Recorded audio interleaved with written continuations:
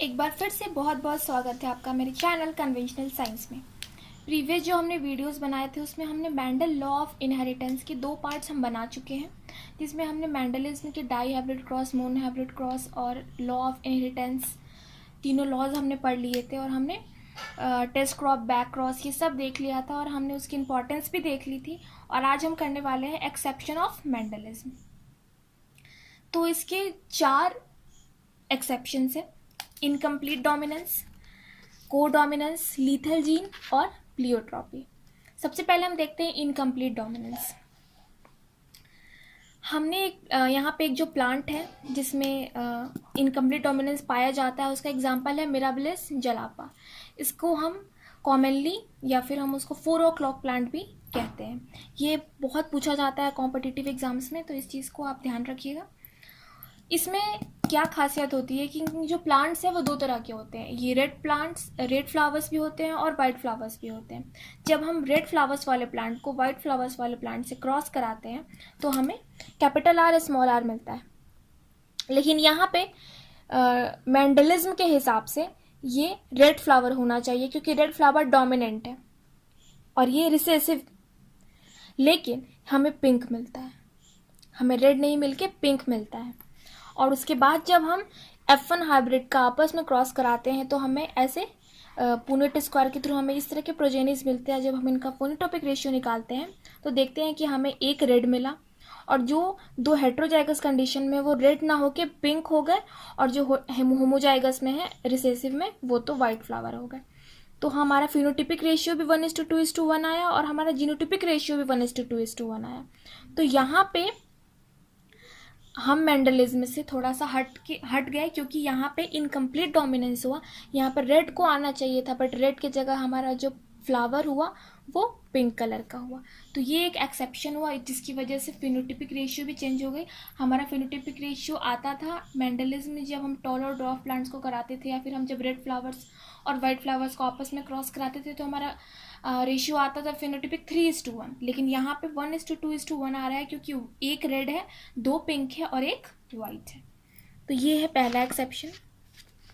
इसके बेसिस पे एक जो बेटसन नाम के एक साइंटिस्ट थे उन्होंने एक हाइपोथेसिस दी कि जब हम 2 या 2 से ज़्यादा जीन को आपस में इंटरेक्ट कराते हैं तो वो हो सकता है कि वो एक नया कैरेक्टर का भी डेवलपमेंट कर दे। जैसे कि यहाँ पे रेड फ्लावर वाले प्लांट को हमने जब वाइट फ्लावर प्लांट से करवाया तो ये दोनों जीन मिलके क्या किए, एक नया कैरेक्टर को जन्म दे दिए जो कि पिंक है ना।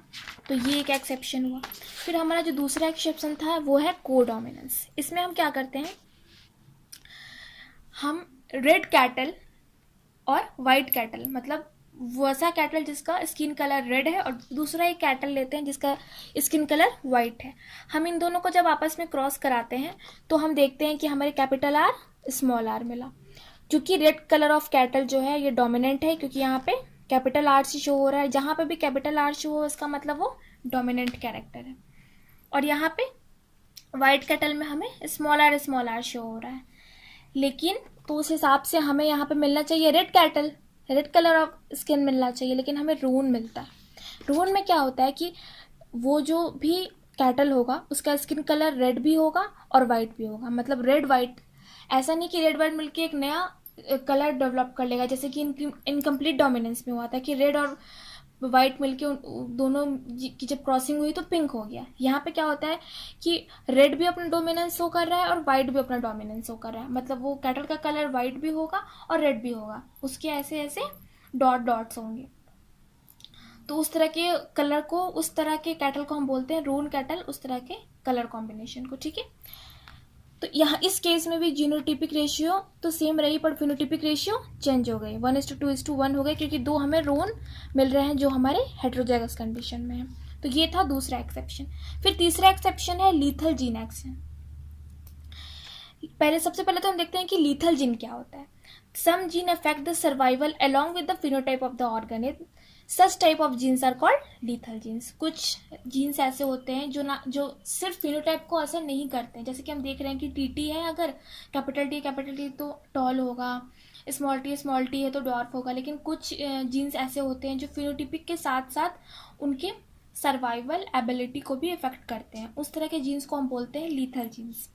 एक एग्जांपल हमने लिया है माइस का Y gene, capital Y gene जो होता है वो लीथल जीन होता है। ये हमें सिर्फ होमोजाइगस कंडीशन में ही शो होते हैं। क्योंकि ये कैपिटल वाई है तो जब ये वाई वाई कंडीशन में रहेंगे, कैपिटल वाई तभी ये अपना इफेक्ट शो कर पाएंगे। तो हम क्या करते हैं कि हम देखते हैं कि जब भी अभी हम क्रॉस करा रहे हैं तो हमें कभी भी येलो माइस नहीं मिल रहे हैं जिनका जीनोटाइप कैपिटल वाई हो। ऐसा क्यों हो रहा है? तो हम देखते हैं कि जब हम हाइब्रिड को क्रॉस कराते हैं, मतलब कैपिटल वाई स्मॉल वाई और कैपिटल वाई स्मॉल वाई, ये येलो होंगे क्योंकि येलो हमारा डोमिनेंट है, और स्मॉल वाई से हमें मिल रहा है ब्राउन, है ना। तो ये, तो जब येलो जो कि डोमिनेंट है और स्मॉल वाई ब्राउन जो कि रिसेसिव है, इसका हम क्रॉस कराते हैं तो हमें कैपिटल वाई स्मॉल वाई मिलेगा जो कि येलो होगा। और इन दोनों का जब हम आपस में सेल्फ क्रॉस करा रहे हैं तो देखते हैं कि हमें इतने तरह ऑफ प्रोजेनी मिलते हैं। अब इनका हम फिनोटिपिक और जीनोटिपिक रेशियो देखते हैं तो हम देखते हैं कि जो हमारा कैपिटल वाई है वो येलो है, लेकिन चूंकि ये होमोजाइगस कंडीशन में है और ये लीथल जीन है और ऊपर से होमोजाइगस कंडीशन में ही है, तो होमोजाइगस कंडीशन में ये लीथल जीन अपना एक्सप्रेशन शो कर पाता है, जिसकी वजह से उसकी स्पॉन्टेनियस डेथ हो जाएगी। दूसरा, जो हेट्रोजाइगस कंडीशन में कैपिटल वाई स्मॉल वाई, तो ये कैरियर एज ए कैरियर काम करेंगे। इनको कुछ होगा तो नहीं, इनके सर्वाइवल कैपेसिटी में कुछ भी डिफरेंस नहीं आएगा, लेकिन एज ए कैरियर काम करेंगे। जैसे कि जब ये आगे जाएंगे, जैसे कि हमने क्रॉस कराया अभी कैपिटल वाई स्मॉल वाई का, तो हम देखते हैं कि हमें लीथल जीन वाले भी मिले जो कि मर गए माइस। इसका मतलब कि ये एज ए कैरियर काम कर रहा है, इनको खुद तो कुछ नहीं हो रहा है, बट जो ये प्रोजेनी प्रोड्यूस कर रहे हैं उनमें से एक जो है वो लीथल जीन का शिकार हो जा रहा है और उसकी डेथ हो जा रही है। तो जो हेट्रोजाइगस है उनको हम येलो तो हुए बट उनको as a carrier of disease भी बोल सकते हैं। फिर उसके बाद से जो हेमोजाइगस में है वो तो ब्राउन में है। तो इनका चूंकि एक मर गए तो हम इसका फिनोटिपिक रेशियो क्या होगा 2:1, क्योंकि जो हमारा येलो है जो कि डोमिनेंट है और होमोजाइगस है, तो वो तो उसकी स्पॉन्टेनियस डेथ हो गई, तो हमारा जो फिनोटिपिक रेशियो मिला हमें वो 2:1 मिला, और जो हमारा जीनोटिपिक रेशियो है वो तो 1:2:1 ही रहा। फिर जो हमारा चौथा, मतलब जो लास्ट एक्सेप्शन है वो है प्लियोट्रॉपी। प्लियोट्रॉपी का मतलब क्या होता है? तो इसका मतलब होता है the power of gene to produce more than one phenotypic effect, it's called pleiotropy. जब कोई एक जीन जो है वो सिर्फ एक ही कैरेक्टर शो करता है, बट कोई एक जीन अगर एक से ज़्यादा कैरेक्टर शो करने लगे तो उस तरह के जीन्स को, उस तरह के इफेक्ट को हम बोलते हैं प्लियोट्रॉपी। उसका एक एग्जाम्पल दिया गया है सिकल से अनीमिया। सिकल से अनीमिया जो है जीन एस के थ्रू होता है, और ये सिर्फ सिकल सेल एनीमिया मतलब एक डिजीज़ है सिकल सेल एनीमिया, जिसमें क्या होता है कि जो हमारा हीमोग्लोबिन है, जो हमारा रेड ब्लड सेल्स होता है उसके अंदर एक रेड कलर का पिगमेंट पाया जाता है होमोग्लोबिन, जो कि ऑक्सीजन कैरियर होता है। तो हेमोग्लोबिन जो है उसकी जो स्ट्रक्चर है वो डिस्ट्रक्ट हो जाती है, मतलब वो शिकल के शेप में आ जाता है और डिस्ट्रॉय हो जाता है, जिसकी वजह से हमारी ब्लड, हमारी ऑक्सीजन हमारा बाइंड नहीं हो पाता, ऑक्सीजन की ट्रांसपोर्ट नहीं हो पाती है, हमें ब्रीदिंग प्रॉब्लम होता है और हम मर जाते हैं। तो और ना सिर्फ इस डिजीज़ के अलावा ये और बहुत सारे इफेक्ट्स भी कॉज करता है, जैसे कि ये वीकनेस भी कर देता है, हेडेक कर देता है, जॉन्डिस, मसल क्रैम्पिंग। उसके अलावा ये हार्ट पे, स्प्लीन पे भी असर करता है। तो यहाँ पे हम देख रहे हैं कि जो ये सिकल सेल अनीमिया वाला जो जीन है एस, ना वो सिर्फ डिजीज कॉज कर रहा है बल्कि weakness, headache, jaundice, heart, spleen सब पे इफेक्ट कर रहा है। तो इसलिए इस तरह के जीन को हम क्या बोलेंगे? प्लियोट्रॉपी, इस तरह के इफेक्ट को। अब यहाँ पे एक क्रॉस शो की गई है। HbA यहाँ पे रिप्रेजेंट कर रहा है नॉर्मल होमोग्लोबिन को, और HbS रिप्रेजेंट कर रहा है वैसे होमोग्लोबिन जिसपे S जीन है, मतलब जिसपे सिकल सेल एनीमिया वाला जीन है। और ये भी हमेशा होमोजाइगस कंडीशन में एक्ट करते हैं और ये रिसेसिव होते हैं। मतलब जब HbS वाले एक साथ रहेंगे तो उसी केस में उस इंसान को सिकल सेल एनीमिया होता है। यहाँ पे जब हम HbA एक नॉर्मल और एक सिकल सेल एनीमिया वाला होमोग्लोबिन उसी तरह के दो इंडिविजुअल को हम क्रॉस कराते हैं जिनके पास एक नॉर्मल हेमोग्लोबिन भी है और सिकल सेल वाला ये जीन भी है, सिकल सेल वाला हेमोग्लोबिन भी है। तो उन दो इंडिविजुअल को जो हम आपस में क्रॉस कराते हैं तो हम देखते हैं कि हमें 4 तरह ऑफ प्रोजेनीज मिलते हैं। कौन कौन? तो एक तो हम देखते हैं कि हमें HbA मिला, मतलब दोनों हेमोग्लोबिन उसके नॉर्मल हुए, तो ये नॉर्मल हुआ इंडिविजुअल।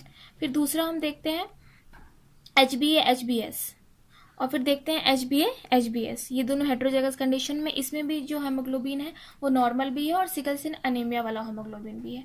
और तीसरा हम देखते हैं HbS-HbS, मतलब दोनों जो है होमोजाइगस कंडीशन में और दोनों के दोनों क्या है, हेमोग्लोबिन्स जो हैं वो सिकल सेल अनीमिया वाले जीन उनमें हैं, तो वो डाई हो जाएंगे, क्योंकि कंडीशन जो मैंने आपको बताया, क्योंकि हेमोग्लोबिन उनका डिस्ट्रॉय हो जाएगा। तो एक तो मर गया, तो जिसकी वजह से हमें क्या मिला, 1:2 ही मिला हमें। दो हमें हेट्रोजाइगस मिले जो कि एज अ कैरियर काम करेंगे, जैसे हमने यहाँ पे करवाया तो ये दोनों भी वही हेट्रोजाइगस कंडीशन वाले थे। इनका जब हमने क्रॉस कराया तो हमें एक ऐसा प्रोजेनी मिला जिसमें होमोजाइगस कंडीशन में हमारी सिकल सेल एनीमिया की जीन आ गई, जिसकी वजह से वो मर गया। तो इनको आपस में खुद तो कुछ नहीं हुआ, पर इन्होंने जो प्रोजेनी प्रोड्यूस करी वो मर गया, इसलिए ये as a carrier of sickle cell anaemia disease हम इनको कहते हैं।